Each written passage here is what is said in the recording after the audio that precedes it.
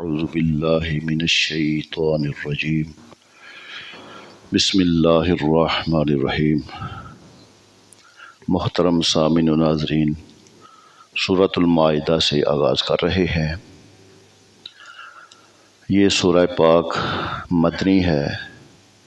جو بھی مکہ المکرمہ سے نبی پاک صلی اللہ علیہ وسلم جب مدینہ المنورہ ہجرت فرما کے گئے تو اس کے بعد جو بھی صورتیں نازل ہوئیں ان کو مدنی صورتیں کہا گیا ہے۔ اور اس سورہ پاک میں زیادہ تر احکام جو ہیں وہ مردوں کے بارے میں نازل کیے گئے ہیں۔ اس لیے ایک روایت میں یہ آتا ہے کہ نبی کریم صلی اللہ علیہ وآلہ وسلم نے ارشاد فرمایا کہ مردوں کو سورہ مائدہ پڑھنی چاہیے اور عورتوں کو سورہ نور جو ہے وہ یاد کرنی چاہیے، کیونکہ عورتوں کے لیے زیادہ تر احکام جو ہے وہ سورہ نور میں نازل کیے گئے ہیں۔ تو اس سورہ پاک میں زیادہ تر جو ہے بلکہ ساری آیات جو ہیں محکم آیات ہیں۔ پیچھے ہم نے پڑھا تھا محکم آیات اور متشابہ آیات۔ محکم آیات وہ ہوتی ہیں جس میں اللہ کے احکام واضح ہوں۔ تو اس سورہ پاک کے مضامین آئیے پڑھتے ہیں، پھر ہمیں پتہ چل جائے گا کہ اللہ سبحانہ وتعالیٰ نے ہمارے لیے کیا کیا احکامات نازل کیے ہیں۔ فرمایا بسم اللہ الرحمن الرحیم، یا ایہا الذین آمنوا، اے ایمان والو، اوفوا بالعقود، پورا کرو اپنے عہدوں کو۔ جو بھی تم وعدہ کرو تو اس وعدہ کو پورا کرو، جس طرح وعدہ کیا ہو اسی کے مطابق اس کو پورا کرنے کو وفا اور ایفا کہتے ہیں۔ عقود عقد کی جمع ہے اور اس کا لغوی معنی گرہ لگانا۔ اب اس کا اطلاق اس پختہ وعدہ پر ہوتا ہے جو دو بندوں کے درمیان طے پائے۔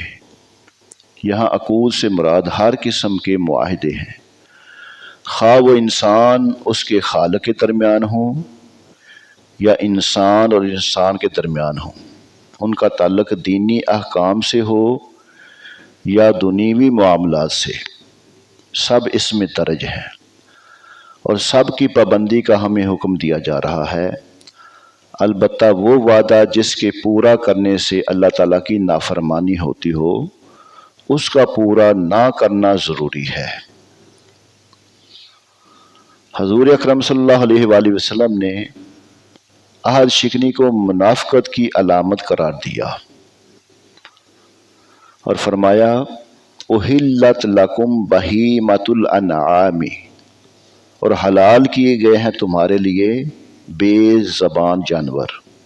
بہیمۃ الانعام چوپایوں کو بھی کہا گیا ہے، مختلف علماء نے اس کا معنی کیا ہے، اور حلال کیے گئے ہیں تمہارے لیے بے زبان جانور۔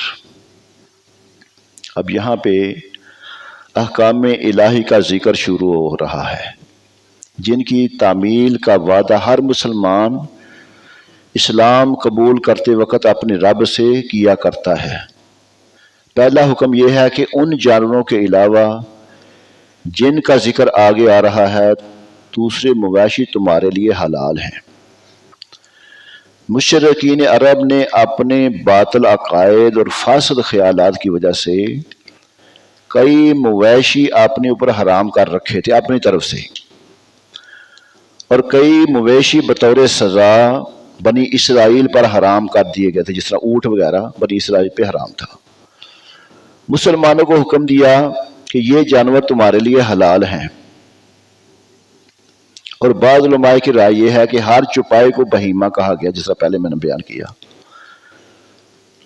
تو اللہ سبحانہ وتعالیٰ نے فرمایا احلت لکم بہیمۃ الانعام، حلال کیے گئے ہیں تمہارے لیے بے زبان جانور، الا ما یتلی علیکم غیر محل الصید، سوائے ان کے جن کا حکم پڑھ کر سنایا جائے تمہیں، اور فرمایا غیر محل الصید وانتم حرم، نال حلال سمجھو شکار کو جب کہ تم احرام باندھے ہو۔ اب دوسرا حکم یہ دیا گیا کہ جب تم نے حج و عمرہ کے لیے احرام باندھ لیا ہو تو پھر تمہارے لیے خوشی کا شکار کرنا یہ ممنوع ہے۔ ان اللہ یحکم ما یرید، بے شک اللہ تعالیٰ حکم فرماتا ہے جو چاہتا ہے۔ اب یہ قابل توجہ بات ہے، ذرا سماعت فرمائیں۔ بیشتر احکام جو اس وقت نازل ہو رہے تھے نا، وہ عرب کے دیرینہ رسم و رواج اور اس کے آبائی عقائد کے بالکل خلاف تھے۔ اس لیے یہ شبہ کیا جا رہا تھا کہ سوال و جواب کا سلسلہ شروع ہو جائے گا کہ ایسا حکم کیوں دیا جا رہا ہے، اسے کیوں حرام اور اسے کیوں حلال کیا جا رہا ہے۔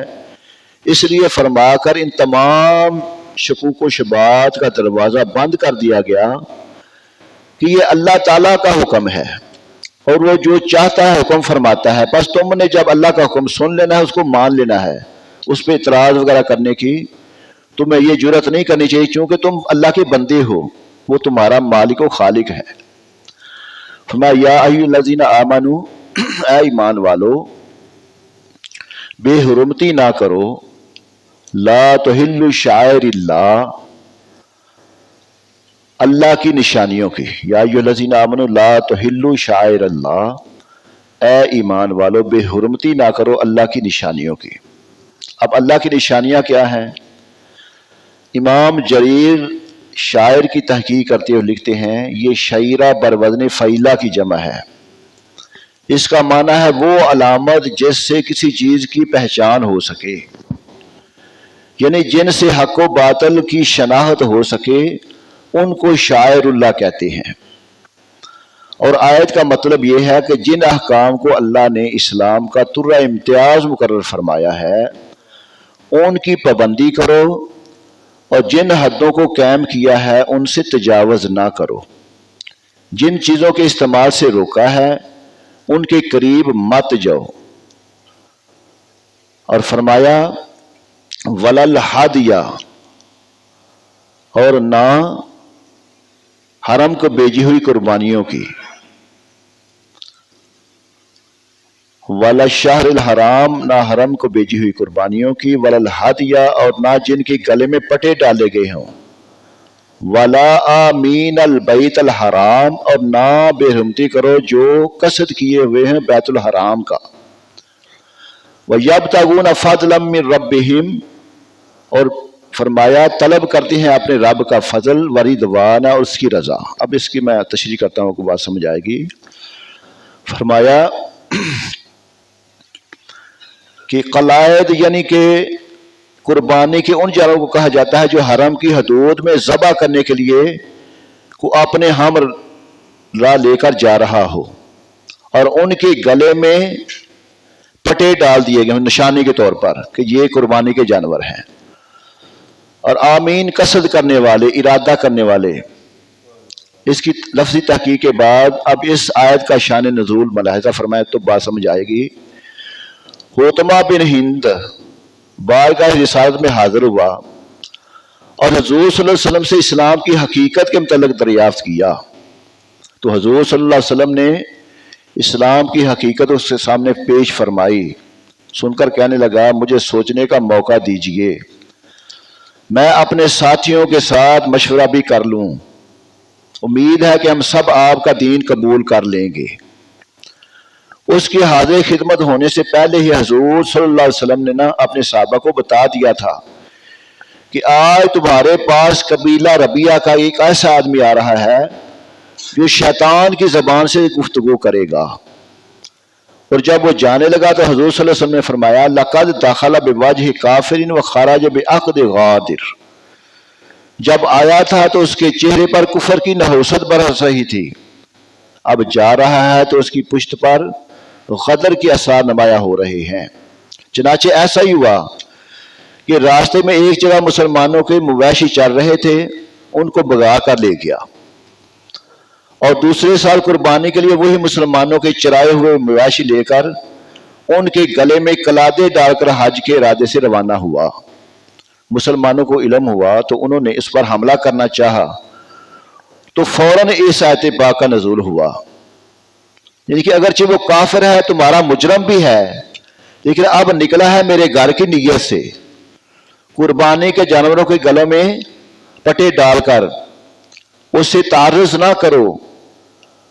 خدا پرستی کی کیا عمدہ تعلیم ہے کہ کوئی کسی روپ میں ہو لیکن اللہ تعالیٰ کی رضا کا طالب ہو کر نکلے تو مسلمانوں کو حکم دیا جا رہا ہے کہ اس پر دست درازی نہ کرو۔ ان ہر چیز کو شاعر اللہ کہا گیا ہے۔ فرمایا وَإِذَا حَلَلْتُمْ فَاصْطَادُوا، اور جب احرام کھول چکو تو شکار کر سکتے ہو۔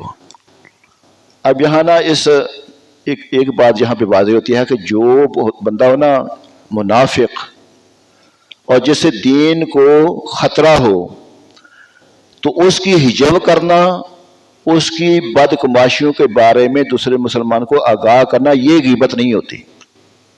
نبی پاک صلی اللہ علیہ وسلم نے جیسے پہلے ہی بتا دیا یہ ایسا بندہ ہے تو جس سے اسلام میں خرابیاں پیدا ہونے کا خطرہ ہو، جو مسلمانوں کے لیے خطرناک ہو، فتنہ پیدا کرنے کا وہ باعث بن رہا ہو، تو اس کی خباثتوں کے متعلق دوسرے دوستوں کو آگاہ کرنا یہ غیبت نہیں ہے، بطور اصلاح ایسا کرنے کا اللہ تعالیٰ کے پیارے حبیب کی سنت مبارکہ ہے۔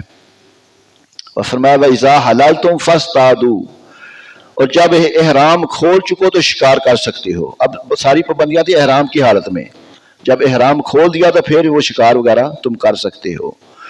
وَلَا يَجْرِمَنَّكُمْ شَنْآنُ قَوْمٍ أَن صَدُّوكُمْ عَنِ الْمَسْجِدِ الْحَرَامِ، اور ہرگز نہ اکسائے تمہیں کسی قوم کا بغض بوجہ اس کے کہ انہوں نے روکا تھا تمہیں مسجد حرام سے، ان تعتدوا، اس پر کہ تم زیادتی کرو، وتعاونوا علی البر والتقوی، اور ایک دوسرے کی مدد کرو نیکی،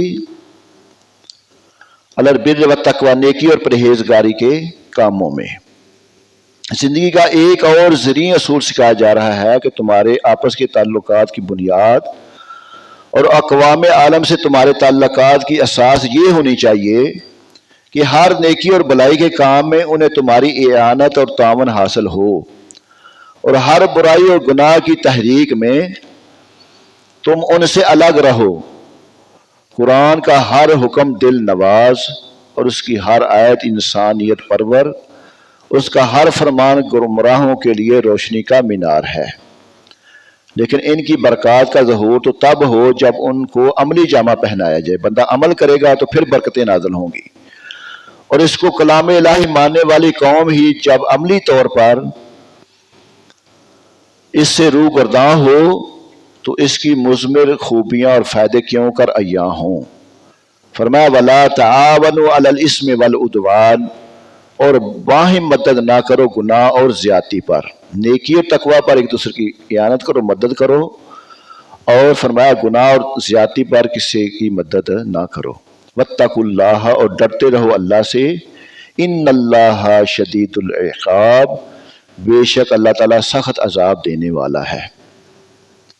فرمایا حرمت علیکم المیتہ، اب ان جانوروں کا ذکر ہو رہا ہے جو حرام ہیں، یہ سماعت فرما لیں۔ فرمایا حرمت علیکم المیتہ، تو حرام کی گیا ہے تم پر مردار، والدم، اور خون، ولحم الخنزیر، اور سور کا گوشت، وما اہل لغیر اللہ بہ، اور جس پر ذبح کے وقت غیر خدا کا نام لیا جائے۔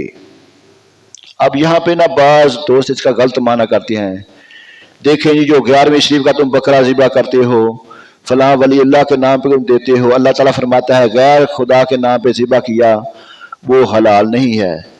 لیکن یہاں پہ جو اس کا معنی ہے وما اہل لغیر اللہ بہ، جس پر ذبح کرتے وقت غیر خدا کا نام لیا جائے۔ اب ہمیں حکم یہ ہے نا بسم اللہ اللہ اکبر، یہ کیا کرنا جانور ذبح کیا جائے، تو جب بندہ نعوذ باللہ وہاں پہ کہہ دے، جس طرح کافر کہتے تھے کہ لات و منات کے نام پہ وہ ذبح کیا کرتے تھے، غیر خدا کو اس وقت نام لیا جائے تو پھر وہ جانور حرام ہوتا ہے ذبح کرتے وقت۔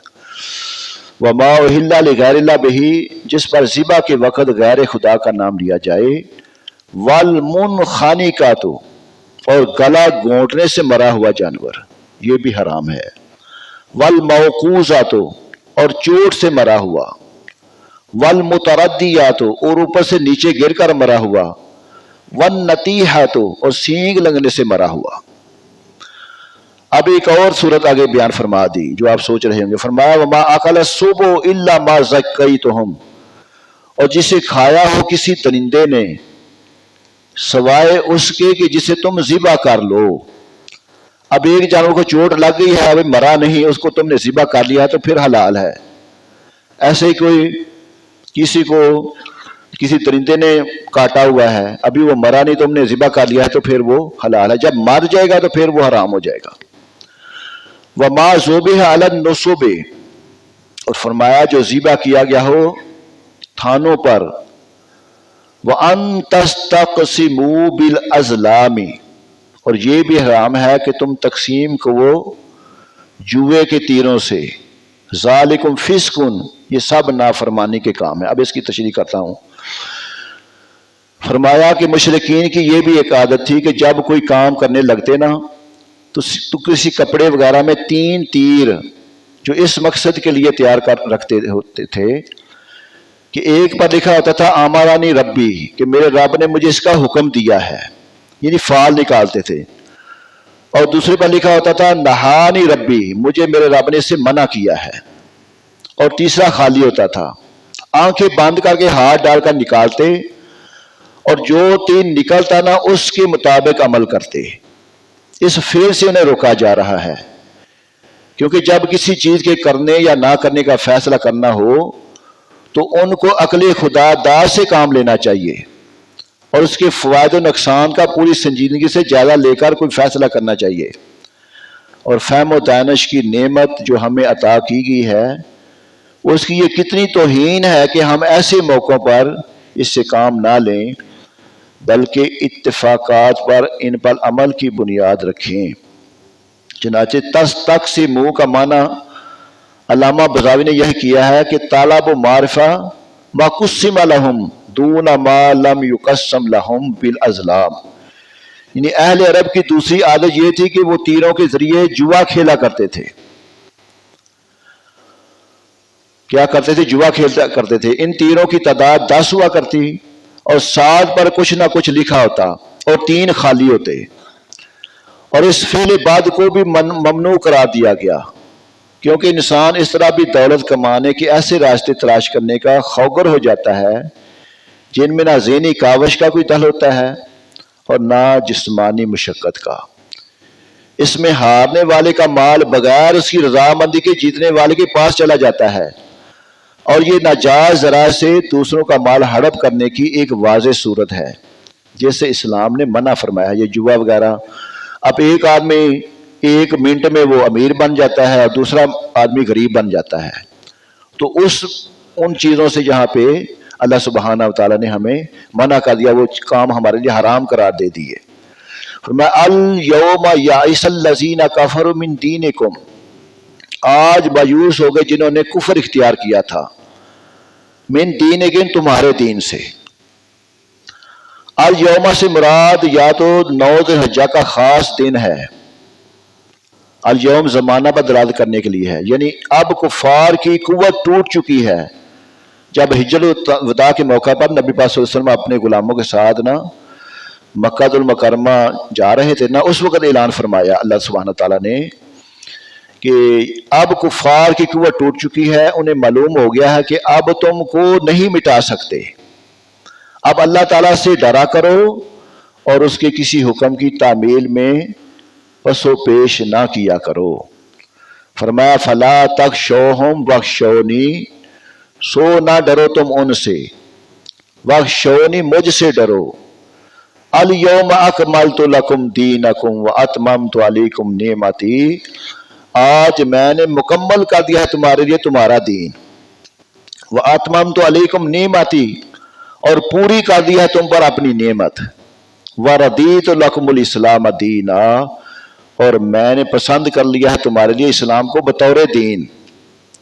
یعنی قرآن جیسی کتاب و ہدایت، محمد مصطفیٰ علیہ السلام جیسا رسول اور ہادی عطا فرمایا، اور ہدایت کی راہ تم پر روشن کر دی اور اس پر چلنے کی توفیق عنایت فرمائی. مکہ جہاں کفر و شرک کی حکومت تھی، وہاں آج اسلام کا پرچم لہرا رہا ہے. اور جہاں لات و حبل کی پوجا ہوا کرتی تھی، وہاں اللہ وحدہ لا شریک کے حضور میں پیشانیاں محو سجود ہیں۔ اور دین اسلام جو تمام سابقہ انبیاء کرام اور رسول کا دین تھا، وہی دین اپنی کامل صورت میں تمہارے لیے پسند کر لیا گیا ہے۔ اب اس میں اضافہ اور تبدیلی کی گنجائش نہیں۔ یہ آیت حضور نبی اکرم صلی اللہ علیہ وسلم کے خاتم الانبیاء ہونے کی واضح دلیل ہے۔ اور فرمایا وَأَتْمَمْتُ عَلَيْكُمْ نِعْمَتِي، اور پوری کر دی گئی ہے تم پر اپنی نعمت۔ وَرَضِيتُ لَكُمُ الْإِسْلَامَ دِينًا، اور میں نے پسند کر لیا ہے تمہارے لیے اسلام کو بطور دین۔ فَمَنِ اضْطُرَّ مِنْ مَخْمَصَةٍ غَيْرَ مُتَجَانِفٍ لِإِثْمٍ، اور فرمایا پس جو لاچار ہو جائے بھوک میں، طرح حال ہے کہ نہ جھکنے والا ہو گناہ کی طرف۔ اب مندرجہ بالا چیزوں کو حرام کرنے کے بعد فرمایا اگر کوئی شخص ایسی حالت میں ہو کہ اسے کھانے کے لیے ان چیزوں کے علاوہ کوئی اور چیز میسر نہ ہو، تو اس نے اگر اپنی جان بچانے کے لیے بقدر ضرورت ان میں کوئی چیز کھائی تو اس سے پھر باز پرس نہیں ہوگا۔ اگر کوئی بندہ ہے اس کو خوراک نہیں مل رہی تو مردار بھی ایسی حالت میں کھا لے گا تو پھر وہ گناہگار نہیں ہوگا۔ فرمایا یسألونک ماذا احل لہم، اور پوچھتے ہیں آپ سے کہ کیا کیا حلال کیا گیا ہے، لہم ان کے لیے۔ جب حرام چیزوں کا ذکر ہو چکا نا تو بعض صحابہ نے عرض کی یا رسول اللہ یہ تو ہوئی نا حرام چیزیں، اب یہ فرمائیے کہ حلال کون کون سی چیزیں ہیں؟ تو جواب دیا گیا کہ سب طیب اور پاکیزہ چیزیں حلال ہیں، کیونکہ حلال کا دائرہ بہت وسیع تھا اور ان کو نام بنام ذکر کرنے کے میں دشواری تھی، اس لیے ایک لفظ سے انہیں بیان فرما دیا۔ اب رہا یہ کہ طیبات کس کو کہتے ہیں، تو اس کے متعلق علماء کرام نے فرمایا جسے طبع سلیم پسند کرے، اور حضور صلی اللہ علیہ وسلم کی حدیث سے اس کی مزید وضاحت ہو گئی۔ نبی پاک صلی اللہ علیہ وسلم نے اس کی وضاحت فرمایا ان ابن عباس رضی اللہ تعالیٰ عنہ نہا رسول اللہ صلی اللہ علیہ وسلم علی کل ذی ناب من السباع، نبی پاک صلی اللہ علیہ وآلہ وسلم نے ہر داڑھ والے درندہ اور ہر پنجہ سے پکڑ کر کھانے والے پرندہ کو حرام قرار دیا، جو اپنے پنجہ سے پکڑ کر شکار کرتا ہے اور جو داڑھ والا درندہ ہے اس کو نبی پاک صلی اللہ علیہ وسلم نے حرام قرار دیا، باقی اس کے علاوہ سارے ہمارے لیے حلال ہیں۔ فرمایا وما علمتم من الجوارح، اور فرمایا تمہارے لیے پاک چیزیں اور شکار ان کا سکھایا ہے تم نے جنہیں علیک مقلبین تعلمونہن، شکاری جانوروں سے شکار پکڑنے کی تعلیم دیتے ہوئے، بما علمکم اللہ، تم سکھاتے ہو انہیں اور طریقہ، فَكُلُوا مِمَّا أَمْسَكْنَا، جو سکھایا تمہیں اللہ تعالیٰ نے تو کھو اس میں سے، علیکم جسے پکڑے رکھے تمہارے لیے، وَاذْكُرُوا اسْمَ اللَّهِ عَلَيْهِ، اور اللہ کا نام اس جانور پر۔ اب اس کی تشریح میں کرتا ہوں پھر آپ بات سمجھ آئے گی۔ عتیہ بن حاتم اور زید الخیر نے عرض کیا یا رسول اللہ صلی اللہ علیہ وسلم ہم کتے اور باز کے لیے شکار کرتے ہیں تو کیا یہ ہمارے لیے حلال ہیں؟ تو اس پر یہ آیت کریمہ نازل ہوئی، شکاری درندوں اور شکاری پرندوں کا ایک ہی حکم ہے، یعنی آیت سے جو مستفاد ہوتا ہے اس کا خلاصہ یہ ہے کہ جس شخص نے کتا یا شکر وغیرہ کوئی شکاری جانور شکار پر چھوڑا تو اس کا شکار چند شرطوں سے حلال ہے۔ کیا کیا؟ شکاری جانور مسلمان ہو اور سکھایا ہوا ہو، شکاری جانور مسلمان نے وہ رکھا ہوا ہو اور وہ سکھایا ہوا ہو، اور اس نے شکار کو زخم لگا کر مارا ہو، اور شکاری جانور بسم اللہ اللہ اکبر کہہ کر چھوڑا گیا ہو۔ جب کسی نے کتا رکھا ہوا ہے یا باز رکھا ہوا ہے، جب شکار کے لیے اس نے چھوڑا ہے تو بسم اللہ اللہ اکبر کہہ کے چھوڑا ہے نا، تو جب اس نے اس کو زخم لگا دیا وہ مر بھی جائے گا تو وہ جانور جس کا شکار کیا گیا وہ تمہارے لیے حلال ہوگا۔ اگر شکاری کے پاس شکار زندہ پہنچا ہو تو اسے بسم اللہ اللہ اکبر کہہ کر ذبح کرے، اور اگر ان شرطوں میں سے کوئی شرط نہ پائی گئی ہو تو حلال نہ ہوگا۔